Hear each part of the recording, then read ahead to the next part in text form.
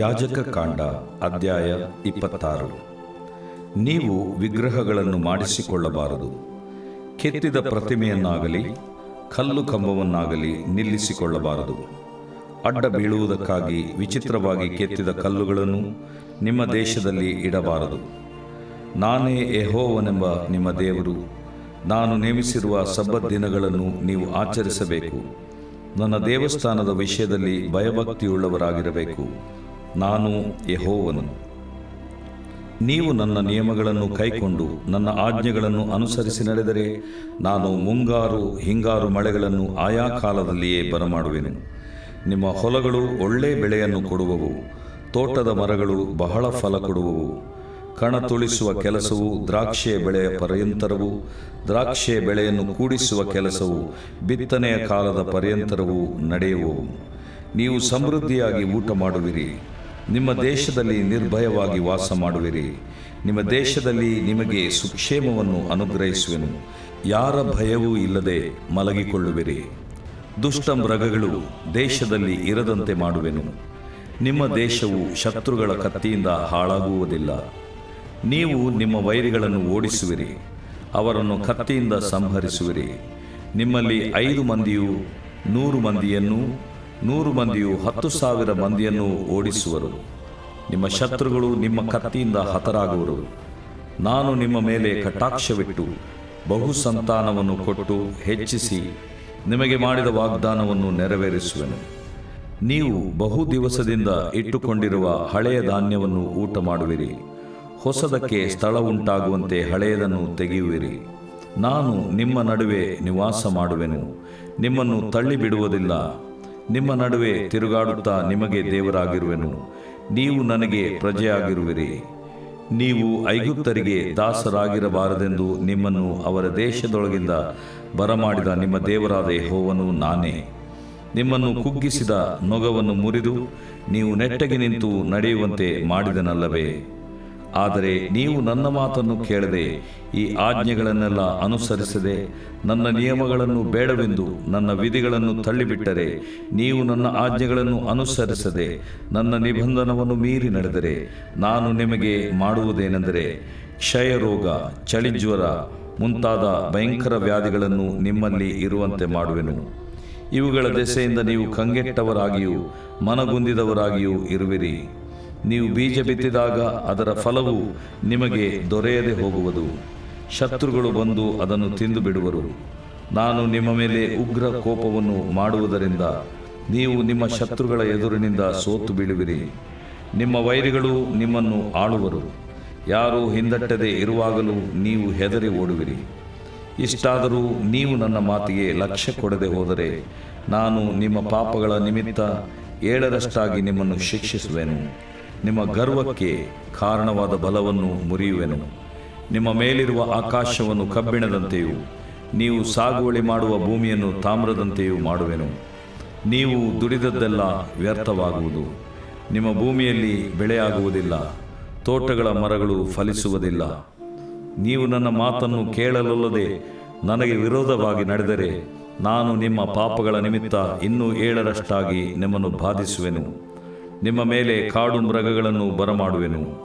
ಅವು ನಿಮ್ಮನ್ನು ಸಂತಾನವಿಲ್ಲದವರನ್ನಾಗಿ ಮಾಡುವವು. ನಿಮ್ಮ ಪಶುಗಳನ್ನು ಕೊಲ್ಲುವವು. ನಿಮ್ಮನ್ನು ಸ್ವಲ್ಪ ಮಂದಿಯನ್ನಾಗಿ ಮಾಡುವವು. ನಿಮ್ಮ ದಾರಿಗಳು ಹಾಳು ಬೀಳುವವು. ಇಷ್ಟು ಶಿಕ್ಷೆಗಳಿಂದಲೂ ನೀವು ನನ್ನ ಆಜ್ಞೆಗೆ ಒಳಗಾಗದೆ ನನಗೆ ವಿರೋಧವಾಗಿ ನಡೆದರೆ ನಾನು ನಿಮಗೆ ವಿರೋಧವಾಗಿ ನಡೆಯುವೆನು. ನಿಮ್ಮ ಪಾಪಗಳ ನಿಮಿತ್ತ ನಾನೇ ನಿಮ್ಮನ್ನು 7ರಷ್ಟಾಗಿ ಬಾಧಿಸುವೆನು. ಶತ್ರುಗಳ ಕತ್ತಿಯ ಮೂಲಕವಾಗಿ ನಿಮ್ಮನ್ನು ಸಂಹರಿಸುವೆನು. ನೀವು ನನ್ನ ನಿಬಂಧನವನ್ನು ಮೀರಿದುದರಿಂದ ಆ ಕತ್ತಿಯು ಪ್ರತಿದಂಡನೆ ಮಾಡುವುದು. ನೀವು ನಿಮ್ಮ ಪಟ್ಟಣಗಳಲ್ಲಿ ಕೂಡಿರುವಾಗ ನಿಮ್ಮಲ್ಲಿ ಅಂಟು ರೋಗ ಉಂಟಾಗುವಂತೆ ಮಾಡುವೆನು. ಹೀಗೆ ನೀವು ಶತ್ರುಗಳ ಕೈಗೆ ಬೀಳುವಿರಿ. ನಾನು ನಿಮ್ಮ ಜೀವನಾಧಾರವನ್ನು ತೆಗೆದುಬಿಟ್ಟಾಗ 10 ಮಂದಿ ಹೆಂಗಸರು ಒಂದೇ ಒಲೆಯಲ್ಲಿ ರೊಟ್ಟಿ ಸುಟ್ಟು ಅದನ್ನು ತೂಕದ ಪ್ರಕಾರ ಹಂಚಿಕೊಡುವರು. ನೀವು ಅದನ್ನು ಉಂಡಾಗ ತೃಪ್ತಿ ಹೊಂದುವುದಿಲ್ಲ. ಇದನ್ನೆಲ್ಲ ನೀವು ಅನುಭವಿಸಿದ ಮೇಲೆಯೂ ಇನ್ನೂ ನನ್ನ ಮಾತನ್ನು ಕೇಳದೆ ನನಗೆ ವಿರೋಧವಾಗಿ ನಡೆದರೆ ನಾನು ನಿಮಗೆ ವಿರೋಧವಾಗಿ ಕೋಪದಿಂದ ನಡೆಯುವವನಾಗಿ ನಿಮ್ಮ ಪಾಪಗಳ ನಿಮಿತ್ತ 7ರಷ್ಟಾಗಿ ಶಿಕ್ಷಿಸುವೆನು. ನೀವು ನಿಮ್ಮ ಗಂಡು ಹೆಣ್ಣು ಮಕ್ಕಳ ಮಾಂಸವನ್ನೇ ತಿನ್ನುವಿರಿ. ನಿಮ್ಮ ಪೂಜಾ ಸ್ಥಳಗಳನ್ನು ಇಲ್ಲದಂತೆ ಮಾಡುವೆನು. ನೀವು ಸೂರ್ಯನ ಪೂಜೆಗೆ ಇಟ್ಟಿರುವ ಕಂಬಗಳನ್ನು ಕಡಿದು ಹಾಕುವೆನು. ನಿಮ್ಮ ಬೊಂಬೆಗಳ ಮುಂಡಗಳ ಮೇಲೆ ನಿಮ್ಮ ಮುಂಡಗಳನ್ನು ಬಿಸಾಡುವೆನು. ನಿಮ್ಮ ವಿಷಯದಲ್ಲಿ ಅಸಹ್ಯ ಪಡುವೆನು. ನಿಮ್ಮ ಪಟ್ಟಣಗಳನ್ನು ಹಾಳು ಮಾಡುವೆನು. ನಿಮ್ಮ ದೇವಸ್ಥಾನಗಳನ್ನು ನಾಶ ಮಾಡುವೆನು. ನೀವು ಸಮರ್ಪಿಸುವ ಸುಗಂಧ ದ್ರವ್ಯಗಳ ಸುವಾಸನೆಯನ್ನು ನಾನು ಮೂಸಿ ನೋಡುವುದಿಲ್ಲ. ನಾನು ನಿಮ್ಮ ದೇಶವನ್ನು ಸಂಪೂರ್ಣವಾಗಿ ಹಾಳು ಮಾಡಿದಾಗ ಅದರಲ್ಲಿ ಒಕ್ಕಲಾಗುವ ನಿಮ್ಮ ಶತ್ರುಗಳು ಅದನ್ನು ನೋಡಿ ಆಶ್ಚರ್ಯಪಡುವರು. ನಿಮ್ಮನ್ನು ಅನ್ಯ ಜನಗಳಲ್ಲಿ ಚದುರಿಸಿ ನಿಮ್ಮ ಹಿಂದೆ ಕತ್ತಿಯನ್ನು ಬೀಸುವೆನು. ನಿಮ್ಮ ದೇಶವು ಹಾಳಾಗುವುದು, ನಿಮ್ಮ ಪಟ್ಟಣಗಳು ನಾಶವಾಗುವವು. ನೀವು ನಿಮ್ಮ ಶತ್ರುಗಳ ದೇಶದಲ್ಲಿ ಇರುವ ದಿನಗಳಲ್ಲೆಲ್ಲ ನಿಮ್ಮ ದೇಶವು ಹಾಳು ಬಿದ್ದು ತನಗೆ ಸಲ್ಲಬೇಕಾಗಿದ್ದ ಸಬ್ಬತ್ ಕಾಲವನ್ನು ಅನುಭವಿಸುವುದು. ಅದು ವಿಶ್ರಾಂತಿಯನ್ನು ಹೊಂದಿ ಸಬ್ಬತ್ ಕಾಲವನ್ನು ಅನುಭವಿಸುವುದು. ನೀವು ಅದರಲ್ಲಿ ವಾಸವಾಗಿದ್ದಾಗ ಅದಕ್ಕೆ ತಕ್ಕ ಕಾಲದಲ್ಲಿ ದೊರೆಯದ ವಿಶ್ರಾಂತಿಯನ್ನು ಅದು ಹಾಳು ಬಿದ್ದಿರುವ ಎಲ್ಲ ದಿವಸಗಳಲ್ಲಿ ಅನುಭವಿಸುವುದು. ನಿಮ್ಮಲ್ಲಿ ಯಾರು ಉಳಿದು ಶತ್ರುಗಳ ದೇಶದಲ್ಲಿರುವರೋ ಅವರ ಹೃದಯಗಳಲ್ಲಿ ನಾನು ಭೀತಿಯನ್ನು ಹುಟ್ಟಿಸುವೆನು. ಗಾಳಿಯಿಂದ ಬಡಿದಾಡುವ ಉದುರೆಲೆಯ ಸಪ್ಪಳವು ಅವರಲ್ಲಿ ದಿಗಿಲು ಹುಟ್ಟಿಸುವುದು. ಆ ಸಪ್ಪಳವನ್ನು ಕೇಳಿ ಕತ್ತಿಯ ಎದುರಿನಿಂದ ಓಡಿ ಹೋಗುವವರಂತೆ ಓಡಿ ಹೋಗುವರು. ಯಾರು ಹಿಂದಟ್ಟಿ ಬಾರದಿರುವಾಗಲೂ ಅವರು ಓಡಿ ಬೀಳುವರು. ಯಾರು ಓಡಿಸದಿದ್ದರೂ ಕತ್ತಿಯ ಎದುರಿನಿಂದ ಓಡುವವರಂತೆ ಒಬ್ಬರ ಮೇಲೊಬ್ಬರು ಬೀಳುವರು. ಶತ್ರುಗಳ ಎದುರಿನಲ್ಲಿ ನಿಲ್ಲಲಾರದವರಾಗುವಿರಿ. ಅನ್ಯ ಜನಗಳಲ್ಲಿ ಚದುರಿಸಲ್ಪಟ್ಟು ಕಾಣಿಸದೆ ಹೋಗುವಿರಿ. ನಿಮ್ಮ ಶತ್ರುಗಳ ದೇಶವು ನಿಮ್ಮನ್ನು ನುಂಗಿಬಿಡುವುದು. ನಿಮ್ಮಲ್ಲಿ ಉಳಿದವರು ತಮ್ಮ ಪಾಪದ ದೆಸೆಯಿಂದಲೂ ತಮ್ಮ ಪಿತೃಗಳ ಪಾಪದ ದೆಸೆಯಿಂದಲೂ ಅವರಂತೆ ಶತ್ರುಗಳ ದೇಶಗಳಲ್ಲಿ ಕ್ಷೀಣವಾಗಿ ಹೋಗುವರು.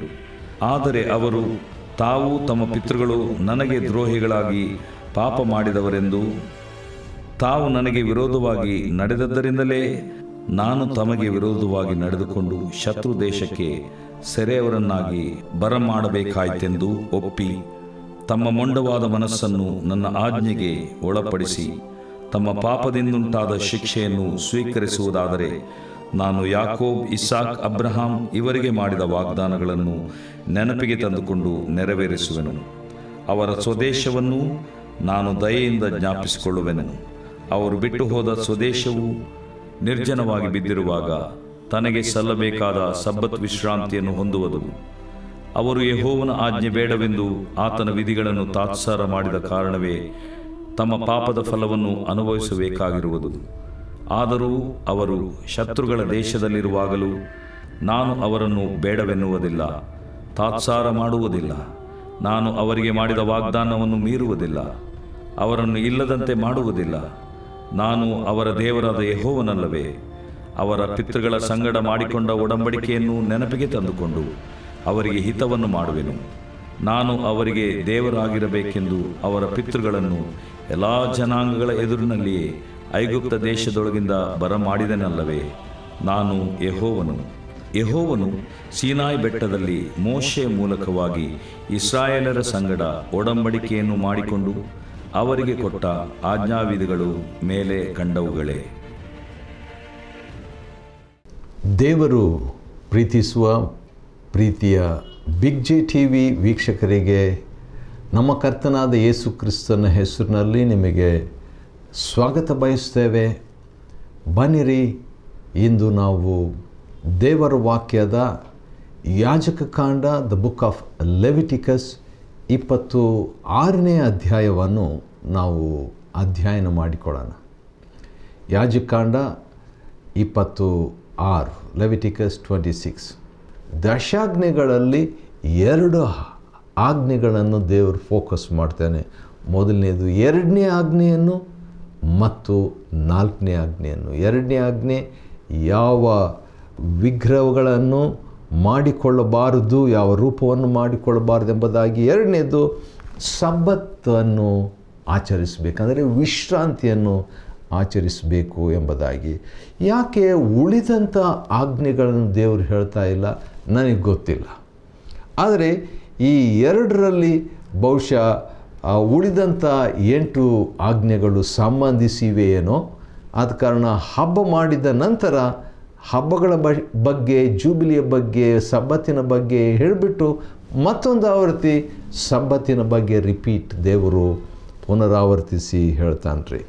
ಹೇಳಿಬಿಟ್ಟ ಮೇಲೆ ಪ್ರಿಯ ವೀಕ್ಷಕರಿಗೆ ಗಮನಿಸಿ, ಭಾಳ ವಿಚಿತ್ರವಾದಂಥ, ಭಾಳ ಗಂಭೀರವಾದಂಥ, ಸೀರಿಯಸ್ ಆಗಿರುವಂಥ ಒಂದು ವಿಷಯಕ್ಕೆ ನಾವು ಬಂದಿದ್ದೇವೆ. ಮತ್ತು ಅದಕ್ಕಿಂತ ಮುಂಚೆ ಭಾಳ ಸಂತೋಷಕರವಾದಂಥ ಮತ್ತು ಆಶೀರ್ವಾದದಾಯಕವಾದಂಥ ಕೆಲವು ಮಾತುಗಳನ್ನು ದೇವರು ಹೇಳಿಬಿಟ್ಟು ಅನಂತರ ಎಚ್ಚರಿಕೆ, ವಾರ್ನಿಂಗ್ ಕೂಡ ಕೊಡುವಾತನಾಗಿದ್ದಾನೆ.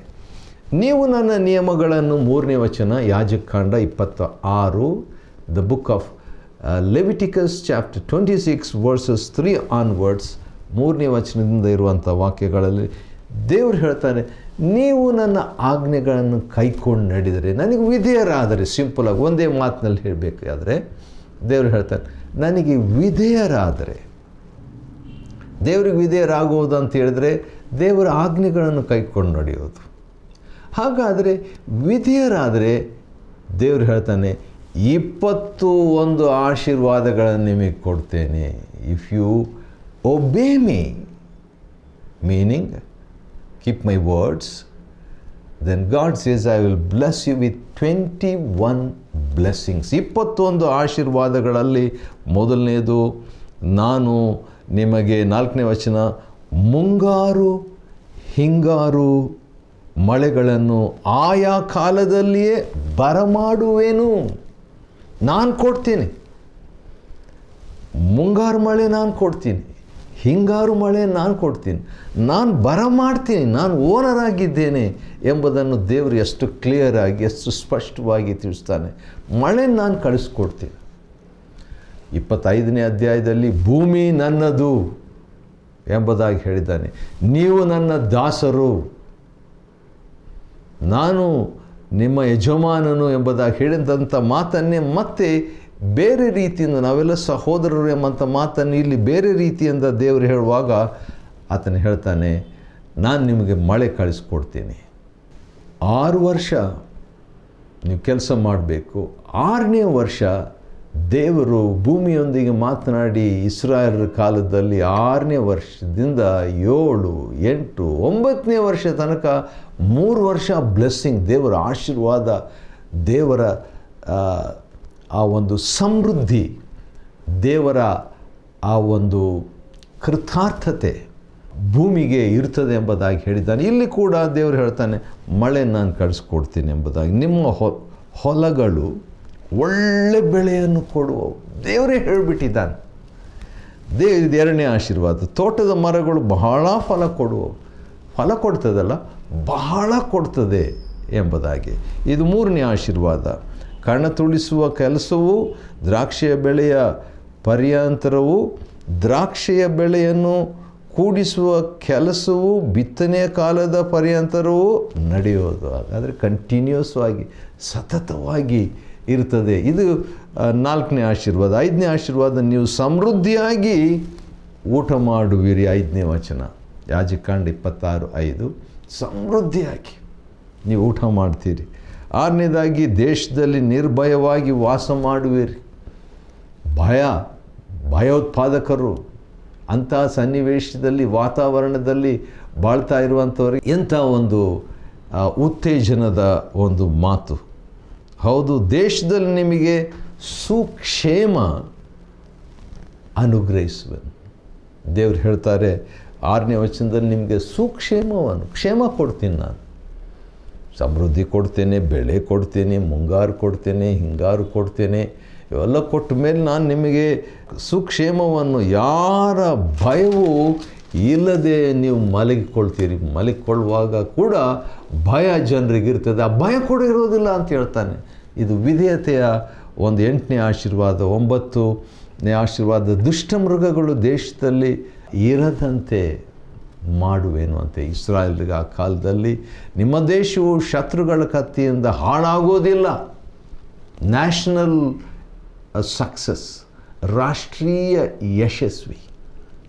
ಹೌದು, ನೀವು ನಿಮ್ಮ ವೈರಿಗಳನ್ನು ಓಡಿಸುವಿರಿ, ಜಯವನ್ನು ದೇವರು ಕೊಡ್ತೀನಿ ಎಂಬುದಾಗಿ ಹೇಳ್ತಾನೆ ರೀ. ನಿಮ್ಮಲ್ಲಿ 5 ಮಂದಿಯು 100 ಮಂದಿಯನ್ನು 100 ಮಂದಿ 10,000 ಮಂದಿಯನ್ನು ಓಡಿಸುವರು. ವಾವ್! ಎಂಥ ಒಂದು 8ನೇ ವಚನದಲ್ಲಿ ದೇವರು ವಿಧೇಯತೆಯ ಆಶೀರ್ವಾದವನ್ನು ಆತನು ಕೊಡ್ತಾನೆ. ಹಾಗಾದರೆ ಸೇವೆಯಲ್ಲಿ ಕೂಡಿಸುವ ಸೇವೆ ಅಂತಿದೆ, ಅಡಿಷನಲ್ ಮಿನಿಸ್ಟ್ರಿ. ಆದರೆ ಗುಣಾಕಾರದ ಸೇವೆ ಕೇಳಿದ್ದೀರಾ, ಮಲ್ಟಿಪ್ಲಿಕೇಶನ್ ಮಿನಿಸ್ಟ್ರಿ. ದೇವರು ಹೇಳ್ತಾನೆ 5 ಜನ 100 ಜನ ಮಾಡುವಂಥ ಕೆಲಸವನ್ನು 5 ಜನರು ನೀವು ಮಾಡ್ತೀರಿ, ಆ ರೀತಿಯಾಗಿ ನಾನು ಸಹಾಯ ಮಾಡ್ತೇನೆ ಎಂಬುದಾಗಿ. ವಿಧೇಯತೆಗೆ ಆಶೀರ್ವಾದ. 10,000 ಮಂದಿ ಮಾಡುವಂಥ ಕೆಲಸ ನಿಮ್ಮಲ್ಲಿ 100 ಜನ ನೀವು ಮಾಡ್ತೀರಿ ಎಂಬುದಾಗಿ. ಇಸ್ರಾಯೇಲರಿಗೆ ಆವತ್ತು ದೇವರ ಆಶೀರ್ವಾದ ಕೊಟ್ಟಿದ್ದು ಇವತ್ತಿಗೂ ಅದನ್ನು ಸ್ವಲ್ಪ ಮಟ್ಟಿಗೆ ನಾವು ನೋಡ್ತಿದ್ದೀವಿ ಆ ದೇಶದಲ್ಲಿ. ಅದನ್ನು ದೇವಜನರು ಆ ಇಸ್ರಾಯೇಲರ ಮೂಲಪಿತನಾದಂಥ ಅಬ್ರಹಾಮನ ಮುಖಾಂತರ ಬಂದಂಥ ಅಬ್ರಹಾಮನ ಸಂತತಿಯವರಾದ ನಮಗೂ ಕೂಡ ಅದು ಅನ್ವಯ ಎಂಬಂಥದ್ದು ಆಶಾ ಭಂಗ ಪಡೆದಂಥ ನಿರೀಕ್ಷೆಯುಳ್ಳಂಥ ಒಂದು ಮಾತಾಗಿದೆ. ಹೌದು, ನಿಮ್ಮ ಶತ್ರುಗಳು ಶತ್ರುಗಳು ಮೇಲೆ ಜಯವನ್ನು ಈ ರೀತಿಯಾಗಿ ಒಂದೊಂದಾಗಿ ನೋಡುವಾಗ 21 ಆಶೀರ್ವಾದ. ಇದರಲ್ಲಿ ನನಗೆ ಭಾಳ ಇಷ್ಟವಾದಂಥ 21 ಆಶೀರ್ವಾದ, ವಿಧೇಯತೆಗೆ 21 ಆಶೀರ್ವಾದ. ಆ ವಿಧೇಯತೆ ದೇವರು ಹೇಳ್ತಾನೆ 26ನೇ ಅಧ್ಯಾಯ ಯಾಜಕಕಾಂಡದಲ್ಲಿ, ಲೆವಿಟಿಕಸ್ 21 ಬ್ಲೆಸ್ಸಿಂಗ್ಸ್ ಆಫ್ ಒಬೀಡಿಯನ್ಸ್. ಅದರಲ್ಲಿ ನನಗೆ 18ನೇ ಆಶೀರ್ವಾದ ಭಾಳ ಇಷ್ಟ. ಯಾಕಂದರೆ 18-19 11ನೇ ವಚನದಲ್ಲಿದೆ, ನಾನು ನಿಮ್ಮ ನಡುವೆ ನಿವಾಸ ಮಾಡುವೆನು. ವಾವ್! ದೇವರು ಹೇಳ್ತಾನೆ, ನಾನು ನಿಮ್ಮ ಜೊತೆಗೆ ಬಾಳ್ತೇನೆ, ನಾನು ನಿವಾಸ ಮಾಡ್ತೀನಿ. ಇದು ಕೂಡ ಆಶೀರ್ವಾದ. ದೇವರೇ ನಮ್ಮ ಜೊತೆಗೆ, ದೊಡ್ಡವರೇ ನಮ್ಮ ಜೊತೆಯಲ್ಲಿರೋದಾದರೆ ದೊಡ್ಡ ಆಶೀರ್ವಾದವಲ್ವ. 19ನೇ ಆಶೀರ್ವಾದ, ನಿಮ್ಮನ್ನು ತಳ್ಳಿ ಬಿಡುವುದಿಲ್ಲ. ನಿಮ್ಮ ನಡುವೆ ತಿರುಗಾಡುತ್ತಾ ನಿಮಗೆ ನಾನು ದೇವರಾಗಿರುವೆನು ಮತ್ತು ನೀವು ನನಗೆ ಪ್ರಜೆಯಾಗಿರುವಿರಿ. ಇವೆಲ್ಲ ಆಶೀರ್ವಾದಗಳ ಮೇಲೆ ಆಶೀರ್ವಾದ ದೇವರು ಕೊಡ್ತಾನೆ. ಸರ್, ಇಷ್ಟೆಲ್ಲ ಹೇಳಿದ ಮೇಲೆ ಈಗ ನಾನು ಸಕಾರಾತ್ಮಕವಾದದ್ದನ್ನು 21 ಸಕಾರಾತ್ಮಕವಾದ ವಿಷಯಗಳನ್ನು ಹೇಳಿಬಿಟ್ಟ ಮೇಲೆ ಈಗ ನಕಾರಾತ್ಮಕವಾದ ವಿಷಯಗಳನ್ನು ನಾನು ಹೇಳಬೇಕು. ಯಾಕಂದರೆ ದೇವರು ಅದನ್ನು ಹೇಳಿರುವಾಗ ಯಾರ್ಯಾರು ನನ್ನ ಮಾತನ್ನು ಕೇಳದೆ, ಆಜ್ಞೆಗಳನ್ನು ಅನುಸರಿಸದೆ, ನಿಯಮಗಳನ್ನು ಬೇಡವಂತ ಹೇಳ್ಬಿಟ್ಟು ತಳ್ಳಿಬಿಟ್ಟರೆ, ನನ್ನ ಮಾತನ್ನು ಮೀರಿ ನಡೆದರೆ, ಅಂದರೆ ವಿಧೇಯತೆಗೆ 21 ಆಶೀರ್ವಾದ, ಅವಿಧೇಯತೆಗೆ ಎಷ್ಟು ಶಿಕ್ಷೆ ಅಥವಾ ನಕಾರಾತ್ಮಕವಾದಂಥ ಶಾಪ ಅಂತಲೂ ಹೇಳ್ಬೋದು. ಎಷ್ಟು ಅಂತ ಹೇಳ್ಬಿಟ್ಟು ನೋಡುವಾಗ 48. ವಿಧೇಯತೆಗೆ 21 ಆಶೀರ್ವಾದಗಳಾದರೆ ಶಾಪ ಎಷ್ಟು ಎಂಬುದಾಗಿ ನೋಡುವಾಗ ಅಲ್ಲಿ ಕೂಡ ಒಂದು ಮಾತಿದೆ. ಶಾಪ 9 ಅಂತ ದೇವರು ಹೇಳ್ತಾನೆ. ವಿಧೇಯತೆಗೆ 21 ಆಶೀರ್ವಾದಗಳು,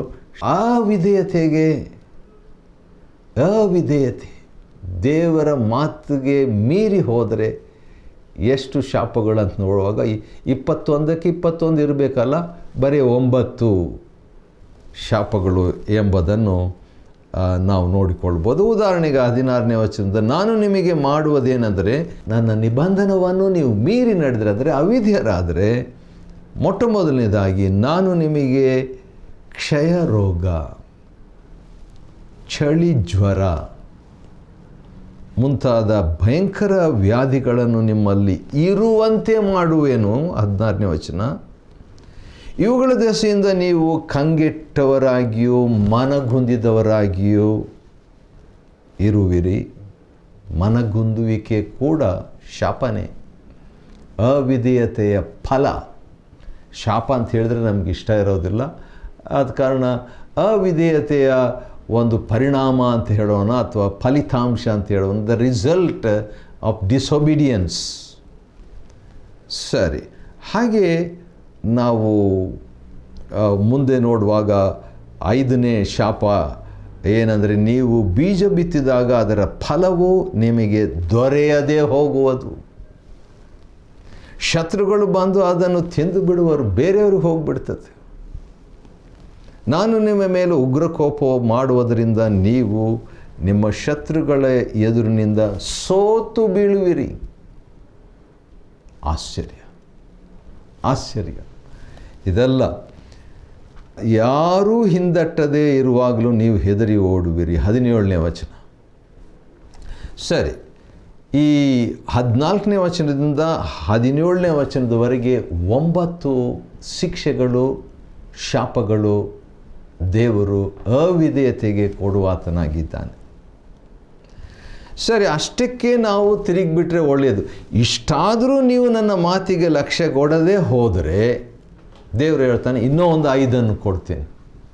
ಫಸ್ಟು ವಿಧೇಯತೆಗೆ 9 ಆಶೀರ್ವಾದ, ಅವಿಧೇಯತೆಗೆ 7 ಶಾಪಗಳು. 7 ಶಾಪಗಳು. ಆದರೆ ನಾನು ಅಷ್ಟಕ್ಕೆ ನಿಲ್ಲದೆ ಹೋದರೆ ಇನ್ನೊಂದು 5, ಇಷ್ಟಾದರೂ 18ನೇ ವಚನ ನೀವು ನನ್ನ ಮಾತಿಗೆ ಲಕ್ಷ್ಯ ಕೊಡದೆ ಹೋದರೆ ಇನ್ನೂ ಒಂದು 5 ಶಾಪಗಳನ್ನು ನಾನು ಕೂಡಿಸ್ತೇನೆ, ಶಿಕ್ಷೆಗಳನ್ನು ಕೊಡ್ತೀನಿ ಅಂತ ಹೇಳ್ತಾನೆ. ಮತ್ತು ಅಷ್ಟಕ್ಕೆ ನಾವು ನಿಂತುಬಿಟ್ರೆ ಸರಿ. ದೇವರು ಹೇಳ್ತಾರೆ 23ನೇ ವಚನದಲ್ಲಿ, ಇಷ್ಟು ಶಿಕ್ಷೆಗಳಿಂದಲೂ ನೀವು ನನ್ನ ಆಜ್ಞೆಗೆ ಒಳಗಾದರೆ ಹೋದರೆ, ಇನ್ನೂ ತಿರುಗಲಿಲ್ಲ ಅಂದರೆ ಇನ್ನೂ ಒಂದು 7 ಶಾಪಗಳನ್ನು ಕೂಡಿಸ್ತೀನಿ ಅಂತ ಹೇಳ್ತಾನೆ. ಇದೆಲ್ಲ ಆದಮೇಲೆ 27ನೇ ವಚನದಲ್ಲಿ, ಇದನ್ನೆಲ್ಲ ನೀವು ಅನುಭವಿಸಿದ ಮೇಲೆಯೂ ಇನ್ನೂ ನನ್ನ ಮಾತನ್ನು ಕೇಳದೆ ಹೋದರೆ, ಅಲ್ಲಿಗೆ ನಿಲ್ಲಿಸ್ತಾರೆ. ಇನ್ನು 20 ದೇವರು ಕೊಡ್ತೀನಿ ಅಂತ ಹೇಳ್ತಾನೆ. 7 ಶಾಪಕ್ಕೆ, ಅವಿಧೇಯತೆಗೆ 7 ಶಾಪನೇ, 7 ಶಿಕ್ಷೆ ಅಂತ ಹೇಳೋಣ. ಆದರೆ ಅಷ್ಟಕ್ಕೆ ನಿಂತೋದರೆ 7 ಶಿಕ್ಷೆಯಿಂದ ದೇವರು ನಿಲ್ಲಿಸ್ಬಿಡ್ತಾನೆ. ನಿಲ್ಲಿಸಲಿಲ್ಲ ಅಂದರೆ ಇನ್ನೊಂದು 5 ಕೂಡಿಸ್ತಾನೆ. ಹಾಗಾದರೆ 7 + 5 ಎಷ್ಟಾಯಿತು? 12. ಮತ್ತು ಇನ್ನೂ ತಿರುಗಲಿಲ್ಲ, ಇನ್ನೂ ಪಶ್ಚಾತ್ತಾಪ ಪಡಲಿಲ್ಲ ಅಂದರೆ ಇನ್ನೂ 7 ದೇವರು ಕೂಡಿಸ್ತಾನಂತೆ. ಸರಿ, ಇನ್ನೂ ನೀವು ತಿರುಗಲಿಲ್ಲ, ಇನ್ನೂ ಪಶ್ಚಾತ್ತಾಪ ಪಡಲಿಲ್ಲ ಅಂದರೆ ಇನ್ನೂ ಒಂದು 12, ಇನ್ನೂ ಒಂದು 8. ಈ ರೀತಿಯಾಗಿ ಒಟ್ಟು 48 ಶಿಕ್ಷೆಗಳನ್ನು ವಿಧೇಯತೆಗೆ 21 ಆಶೀರ್ವಾದಗಳು, ಅವಿಧೇಯತೆಗೆ ಆತನು ಕೊಡುವಂಥದ್ದು ಏನಂತೇಳಿದರೆ 48 ಎಂಬುದಾಗಿ ನೋಡ್ತೀವಿ. ಆದ ಕಾರಣ ಇದನ್ನು ನಾವು ಮನಸ್ಸಿಗೆ ತಂದುಕೊಂಡು ದೇವರ ಕಡೆಗೆ ತಿರುಗಿಕೊಂಡು ಬಾಳುವಂತೆ ದೇವರು ಸಹಾಯ ಮಾಡಲಿ. ದೇವರು 26ನೇ ಅಧ್ಯಾಯವನ್ನು ನೋಡುವಂತೆ ದೇವರು ಕೃಪೆ ಕೊಟ್ಟಿದ್ದಕ್ಕಾಗಿ ಆತನಿಗೆ ಸ್ತೋತ್ರವಾಗಲಿ. ದೇವರು ನಿಮ್ಮನ್ನು ಆಶೀರ್ವದಿಸಲಿ.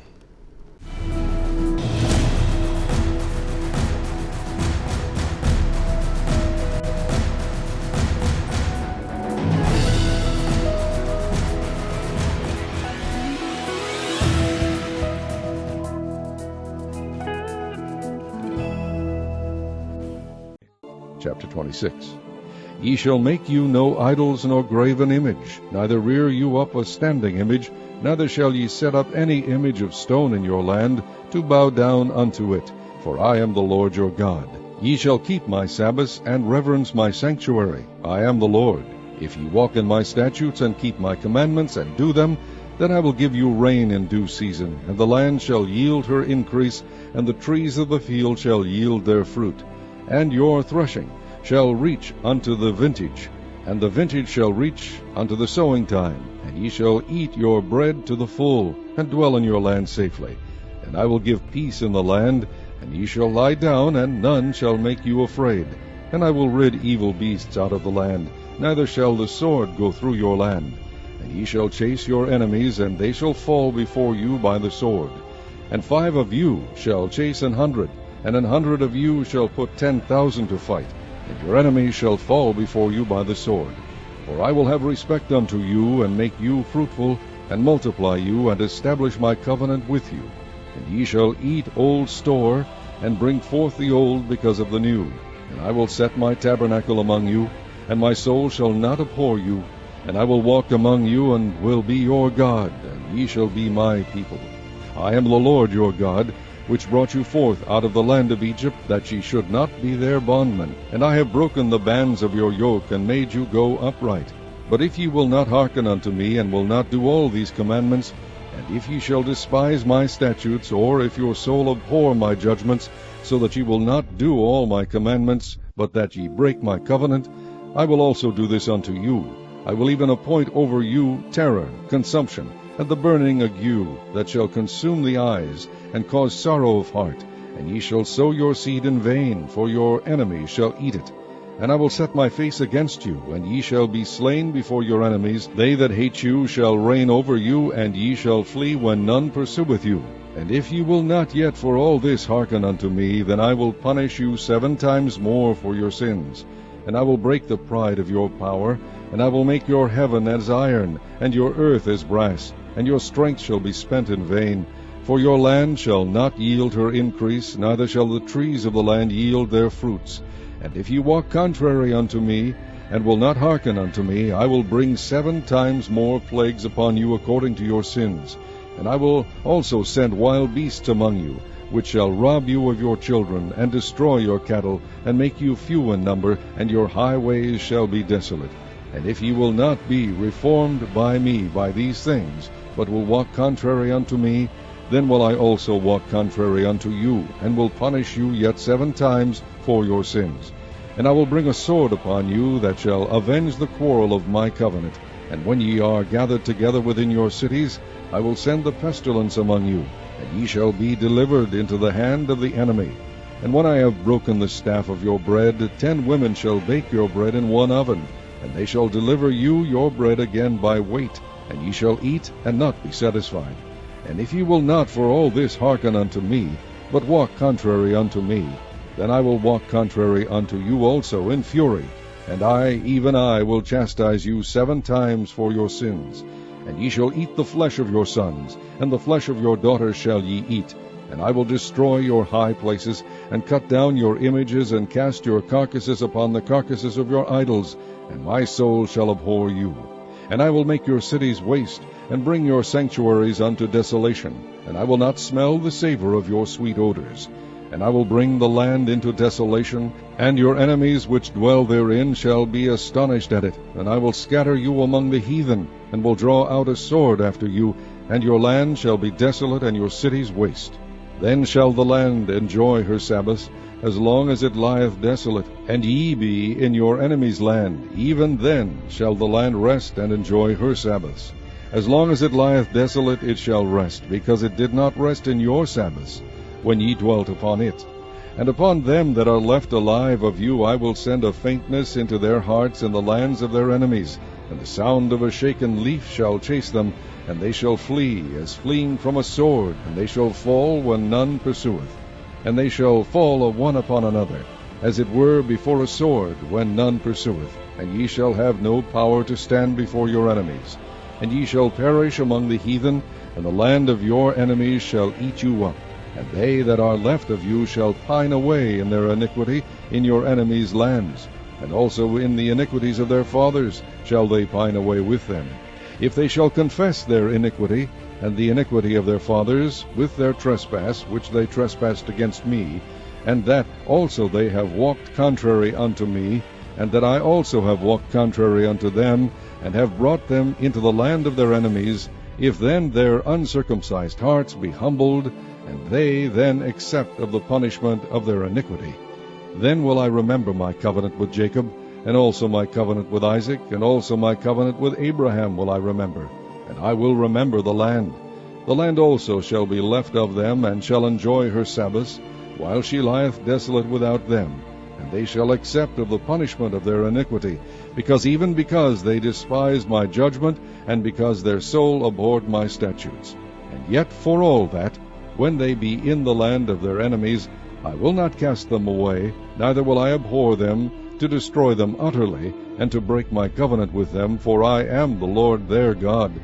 But I will for their sakes remember the covenant of their ancestors, whom I brought forth out of the land of Egypt in the sight of the heathen, that I might be their God. I am the Lord. These are the statutes and judgments and laws which the Lord made between him and the children of Israel in Mount Sinai by the hand of Moses.